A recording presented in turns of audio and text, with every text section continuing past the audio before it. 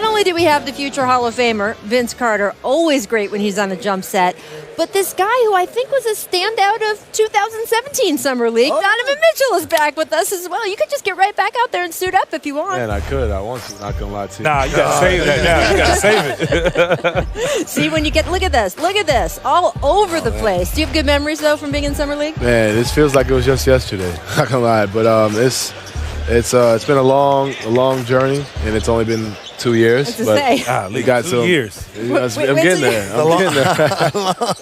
Yeah, by the way, I remember that Summer League talking to Donovan right here in the tunnel, and he's saying, "Can you believe I'm a first-round pick?" I said, "Buddy, what are you talking about, man?" One of the most humble players we got in the league. Amazing. Now, you don't know what it's like to be through as many years as this man has, but now because he's a vet, he can take the withering spotlight of my journalism. Are you ready? Uh-oh. Vince, tell us the latest with your own free agency. What is going on? I'm still free. As of now, I understand the pecking order of it all for me, and the big guys, the big dogs go first, and then, to finish the piece of that puzzle, that's when the phone rings. But, you got to keep it by you just in case. That's right. He's got two phones on the set today, yeah, just in case. But, I'll wait my turn. I know at some point I'll have a job. I know in the past you've looked for specific types of situations to be a part of. I know Atlanta was a situation like that. Do you still have that same mindset? Do you have a specific kind of situation you want to be in? I still want to play. I still want to contribute. I know I'm not going to play 20, 25 minutes. I understand that, but I still could contribute. I still know how to play the game. I still love and prepare as a young guy. But, it's just all about timing and opportunity, and I know it'll come. Well, anybody who is on the court with you, and I'm sure Donovan can preach, he can still play, right? Yes, he can. Yes, he can. He can still windmill, too, so there's that. Every now and then. I do want to turn our attention, Donovan, though, back to your squad because, man, the Jazz have earned raves for the trades, for the free agent deals the front office has pulled off in the last month.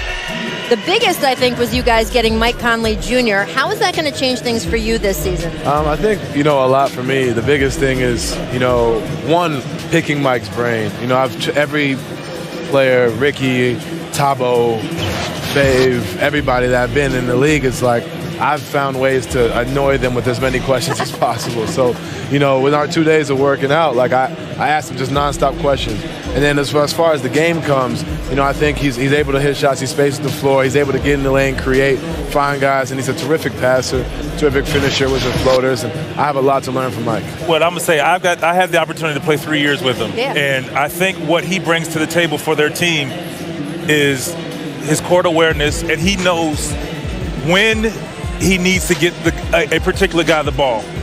Time and score, situational. Obviously, he can knock down a shot, so it's going to open the floor up for yourself and other guys to kind of flourish and have even better seasons, careers for that matter, because of what he brings to the table. He's a humble guy and just a great teammate. One of my favorite things is watching that clip of them working out together, seeing Donovan go offhand floater, because that's what Mike Conley's probably most known for in the league. His right-handed floater is so good, you think he's right-handed. Right. But his ability to finish with either hand and then go off either leg, right? Left hand, left leg, right hand, right leg, all that kind of all-rhythm stuff. For a guy as explosive and athletic as you are, if you start to add that part of the game, then it become a real problem, because now it's not just your physicality, it's a skill level there. Well, you have different tools to use in different situations, because obviously we all scout each other during the game. So we try to take away something. Right. And I think, with a guy like Mike Conley, you look at him, shoots left-handed.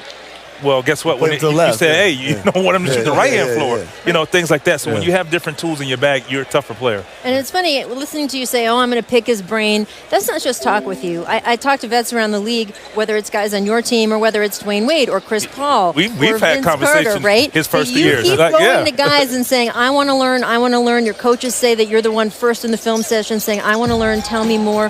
What is it about you that's your nature as opposed to some guys who feel like they have to prove that they know it all already? I think for me, there's no, I don't have that, I have to know it, because at the end of the day, you can never know too much about anything. I think you look at all the greats, they train together. The greats go to greats of other sports to learn. So for me, coming into this league, it was like, one, y'all know I didn't think I was supposed to be here. So now it's like, how do I find ways to stay? All right, well, let's talk to the guys who have been here for a while, and are succeeding and doing well. And it's not just, all right, how do you shoot floaters with your right hand or your left hand. It's how long do you spend recovering? Right. You know, I haven't eaten McDonald's in a very long time. So, like, there goes that McDonald's meal possibly. But no, I think like that, that type of stuff is huge, and it goes a long way. And that's really what I focus my mind on. What's something in these conversations that you found out that I never thought about it like that? I would say recovery. Right. Recovery and a mid-post game. Really? And I would say the reason why for the mid-post. Obviously, everyone says it to add years to your game, whatnot. But what you do in the post, footwork-wise, applies to on the perimeter. Yep. You know, and I think that's one of the parts of my game I can really pick up and the fundamentals. You know, I can do certain things, but I think being more fundamental, I think, like I said, adding a guy like Mike Conley who's very good at the fundamentals, I think is huge and helps me. And then recovery.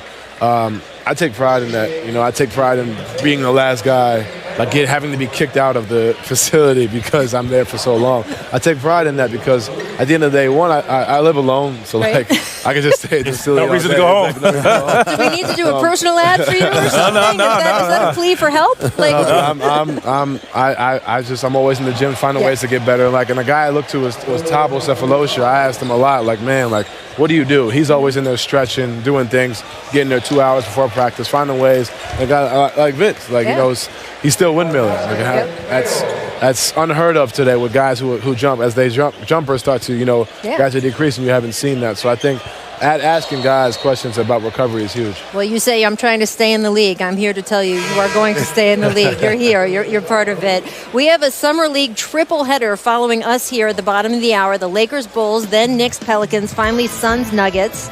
So a lot of good stuff there. Of course, everyone's hyped to see Zion versus his old teammate, R.J. Barrett. First, though, let's talk about some of the news of the day because, guys, it's time for another episode of the Twilight Zone. Oh, yes, I love the real world we all live in as we all wait for Kawhi to make his free agency decision. It's a world where we have so little information and so very much